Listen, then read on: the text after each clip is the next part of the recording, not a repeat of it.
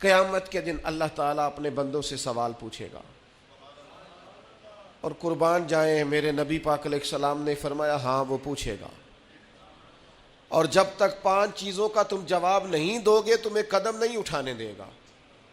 یا رسول اللہ کون کون سی 5 چیزیں؟ فرمایا اللہ پوچھے گا تم سے، بتاؤ عمر کہاں گزاری؟ بولو میں نے زندگی دی، صحت دی، عافیت دی، کہاں کہاں بتا کے آئے وقت؟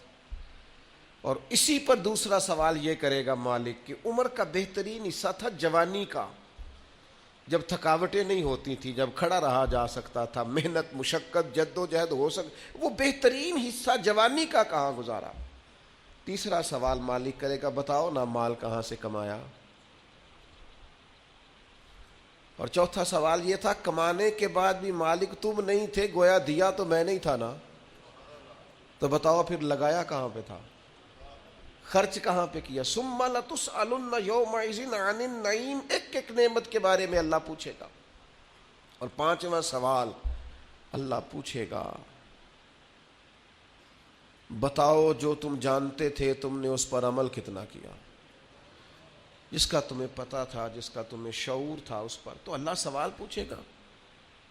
اب یہ کیوں سوال ہوں گے وقوع قیامت میں؟ یہ کیوں پوچھا جائے گا کہ قیامت کے دن کی جزا سزا کا خوف ہو بندے پر۔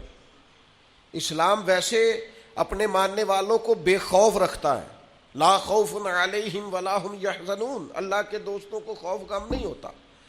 ایک غم تم اپنے اندر رکھو کہ تمہیں قیامت کے دن پوچھا جائے گا، اس کا خوف پیدا کرو، اور یہ خوف مالک کو اتنا پسند ہے، فرمایا وَلِمَنْ خَافَ مَقَامَ رَبِّهِ جَنَّتَانِ، جو اللہ کے سامنے کھڑے ہونے سے ڈرے گا اللہ اسے 2 جنتیں عطا فرمائے گا۔